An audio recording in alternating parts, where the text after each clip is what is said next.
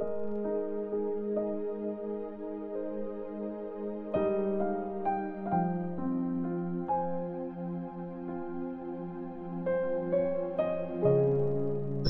chapter 11. Buksan mo, O Lebanon, ang pintuan mo, para masunog na ang mga cedar mo. Magulgul ka, O Cypress, kasi ang cedar ay bumagsak na at nasira na ang mga malataas na puno. Magulgul kayo, mga oak ng Bashan, kasi ang makapal na gubat ay nakalbo na. Pakinggan niyo ang hagulgol ng mga shepherd, kasi nasira na ang kanilang pastulan. Pakinggan niyo ang atungal ng mga layon, kasi nasira na ang mga kagubatan ng Jordan. Ang shepherd na walang silbi. Ito ang sinabi ni Lord na aking Diyos. Magpastol ka ng mga tupang malapit ng katayin. Hindi napaparusahan ang mga bumibili at kumakain sa kanila. Tapos, ang mga nagbenta sa kanila ay nagpapasalamat pa. Praise the Lord. Diba ako. At ang kanilang sarili mga shepherd ay hindi naaawa sa kanila. Ito ang sinabi ni Lord. Hindi na ako maaawa sa mga nakatira sa lupang ito. Hayaan ko na silang ipahamak ang kapwa nila at pahirapan ng mga leaders nila. Tapos, sisirain nila ang lupain. Wala akong ililigtas kahit isa man sa kanila. Kaya naman naging shepherd ako para sa mga nagnenegosyo ng mga tupang malapit ng katayin.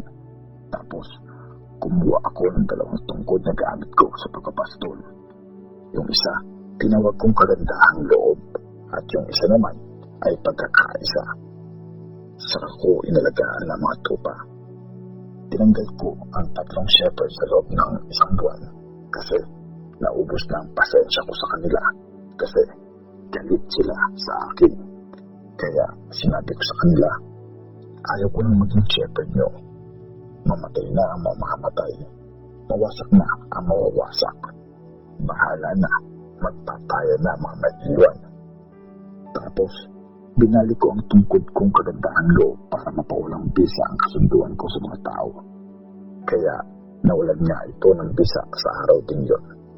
Alam ng mga negosyante ng tupa na nakatingin sa akin na si Lord ang nagsabi nito. Tapos, sinabi ko sa kanila, kung sa tingin niyo tama lang na bayaran ako, gawin niyo. Kung hindi naman, huwag niyo na akong bayaran. Kaya pinayaran nila ako ng 30 pieces ng silver. Tapos, sinabi sa akin ni Lord, ihulog mo sa treasure ng temple yung akala nilang malaking bayad nila sa akin. Kaya kinuha ko ang 30 pieces ng silver at hinulog ko sa temple. Tapos, binalik ko naman yung isa ko pang tungkod na pagkakaisa para mapawalang bisa yung pagiging kapatid ng Juda at Israel. Tapos, sinabi sa akin ni Lord, ngayon naman, kumilos ka na parang isang shepherd na walang silbi. Kasi, mag-aabot ako ng isang shepherd para mag-lead sa mga tupa ko. Isa siyang shepherd na walang pakialam sa mga naghihirap, papaya sa mga nawawala, hindi nag-aalaga sa mga may sakit, at hindi man lang nagpapakain sa mga nanghihina. Sa halip, siya ang kumakain sa mga tupang matataba at pumuputol sa mga paa nila. Kawawa ang sasapitin ng shepherd kung ito na walang silbi. Pinabayaan niya ang mga tupa. Masugatan sana sa kera ang braso niya at ang kanan niyang mata. Maparalay sana ang kanyang braso at tuluyan ng mabulag ang kanan niyang mata. Zechariah chapter 12. Ililigtas ni Lord ang Jerusalem. Ito ang message ni Lord tungkol sa Israel. Ito ang sinabi ni Lord, ang Diyos na nag-create ng mga langit at lupa, nagbigay ng espiritu sa tao. Malapit ko nang gawing parang isang baso ng alak ang Jerusalem na lalasing sa mga bansang nakapalibot sa kanya. Pag nilusob ang Jerusalem, lulusubin din ang Juda. Sa araw na yun, gagawin kong parang mabigat na bato ang Jerusalem. Masasaktan lang ang sino man mag-try na buhatin ito. Magkakampi-kampi ang lahat ng mga bansa para labanan nito. Sinabi ni Lord, sa araw na yun, Tatakutin ko ang kanilang mga kabayo at ang mga sakay nito ay mababaliw. Pero ang pamilya ng Juda ay poprotektahan ko pag binulag ko na ang bawat kabayo ng mga kalaban. Tapos, sasabihin ng mga pamilya ng Juda sa bawat isa, ang lakas ng mga taga-Jerusalem ay galing sa Diyos, ang Lord na makapangyarihan sa lahat. Sa araw na yun, gagawin kong parang nagbabagang kaldero ang Juda sa gitna ng mga panggatong at parang naglalagablab na torch sa mga dayami. Susunugin nila lahat ng mga bansang nakapalibot sa kanila. Tapos, ang mga taga-Jerusalem ay titira ulit sa Jerusalem. Tapos, una kong papanalunin ang mga pamilya ni Juda para hindi makikita ng honor na ibibigay para sa pamilya ni David at sa mga nakatira sa Jerusalem, ang honor na para sa iba pang mga taga-Juda. Sa araw na yun, maglalagay si Lord ng shield para sa mga taga-Jerusalem. Kaya kahit na ang pinakamahina sa kanila ay magiging kasing lakas si David. Ililid sila ng pamilya ni David na parabang nilid sila ng angel ni Lord, na parabang Diyos mismo. Sa araw na yun, wawasakin ko ang lahat ng mga bansang lumalaban sa Jerusalem. Tapos, ibubuhos ko sa pamilya ni David at sa mga nakatira sa Jerusalem ang espiritu ng pagiging maawain at espiritu ng panalangin. Kaya kapag tumingin sila sa taong sinaksak nila, ay magluluksa sila. Magluluksa sila na parang magulang na namatayan na nag-iisang anak o ng panganay nila. Sa araw na yun, ang pagluluksa ng Jerusalem ay parang pagluluksa noon para sa Hadad Rimon sa kapatagan ng Megiddo. Bawat pamilya sa buong lupain ay magluluksa para sa kanilang pamilya. Ang pamilya ni David, ang pamilya ni Nathan, ang pamilya ni Levi, ang pamilya ni Shimei, at yung mga natirang pamilya. Magluluksa ang bawat pamilya, bawat asawang lalaki at bawat asawang babae. Zechariah chapter 13.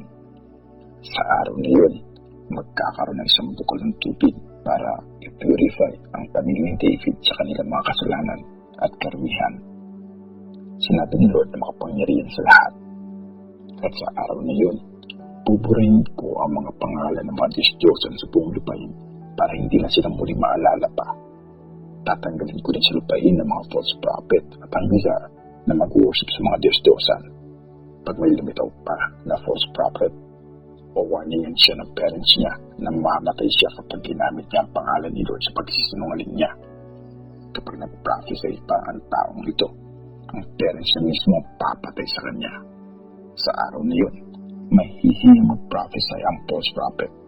Hindi na siya makakapagdamit ng mabalahibong balabal na pang-prophet para lokohin ang mga tao. Instead, ang sasabihin niya, hindi ako isang prophet, magsasaka ako. Akin ang lupang ito mula pa ng kabataan ko. Pag may nagtanong sa kanya, anong ibig sabihin ng mga latay sa katawan mo? Nakuha ko ang mga ito nung nag-away kami ng kaibigan ko, ang isasagot niya. Ang pagpatay sa shepherd ni Lord. Gumising ka o aking espada, labanan mo ang shepherd ko, labanan mo ang taong nasa tabi ko. Sabi ni Lord, makapangyarihan sa lahat. Patayin mo ang shepherd para magkawatak-watak ang mga tupa, at paparusahan ko naman ang mga batang tupa. Ito ang sinabi ni Lord. 2/3 ng mga tao ang mamamatay sa buong lupain at 1/3 ang matitirang buhay. Tapos, ilalagay ko ang 1/3 na ito sa apoy para i-purify sila na gaya na pag-purify sa silver at gold. Magpapray sila sa akin at sasagutin ko sila. Sasabihin ko, sila ang aking bayan. Tapos, sasagot naman nila, si Lord ang aming Diyos. Zechariah chapter 14. Ang pagdating ng araw ni Lord. Tingnan nyo, darating ang araw ni Lord na paghahati-hatian sa harapan nyo ang mga kayamanan na kinuha sa inyo. Iligadyo ko ang lahat ng mga bansa para kalapanin ng Jerusalem. Masasakop ang city, nanakawan ng mga bahay at gagasain ng mga babae. Half ng mga nakatira sa city ay pipihagin sa ibang bansa, pero ang iba ay maiiwan sa city. Tapos, si Lord naman ang nilusob at laban sa mga bansang yun na parang sasabak siya sa gera. Sa araw na yun, tatayo siya sa Mount Olives na nasa bandang east ng Jerusalem. Mahahati sa dalawa ang Mount Olives sa east at west. Yung east ay gagalaw papuntang north at yung west naman ay gagalaw papuntang south. Tapos, magkakaroon ng malawak na valley sa gitna nito. Dadaan kayo sa valley ko para tumakas kasi hanggang Azal ang abot nito. Magsisitakbuhan kayo gaya nung nangyaring lindol sa panahon ni Kong Uzziah ng Juda. Tapos, darating ang Diyos ko na si Lord kasama ang lahat ng mga angels niya. Sa araw na yun, baliwala na ang mainit o malamig na panahon. Magkakaroon na lang ng isang araw na tuloy-tuloy. Si Lord ang nakakalam kung kailan ito mangyayari. Wala na ring umaga o gabi kasi magiging maliwanag na kahit sa gabi. Sa araw na yun, dadaloy ang fresh na tubig mula sa Jerusalem. Ang kalahati ay didiretso sa Dead Sea na nasa east at yung isa pang kalahati ay nasa Mediterranean Sea na nasa west naman. Hindi titigil ang pagdaloy nun, tabinik man o taglamig. Si Lord ang magiging hari ng buong daigdig. Sa araw na yun, tanging si Lord lang ang i-worship kasi siya lang ang nag-iisang Diyos. Ang buong lupain ay papatagin mula Geba hanggang Rimon sa south ng Jerusalem. Pero ang Jerusalem ay mananatili pa rin sa mataas na lugar. Mula sa gate ni Benjamin papuntang Ancient Gate at papuntang Corner Gate at mula sa tower ni Hananel papunta sa gawa ng anak ng hari. At marami ang titira doon kasi wala nang sumpa at magiging safe na ang mga nakatira sa Jerusalem. At ito naman ang mga salot na ibibigay ni Lord sa mga bansang kumalaban sa Jerusalem. Mapupulok ang kanilang mga laman kahit buhay pa sila. Mapupulok ang kanilang mga mata at ang kanilang mga dila.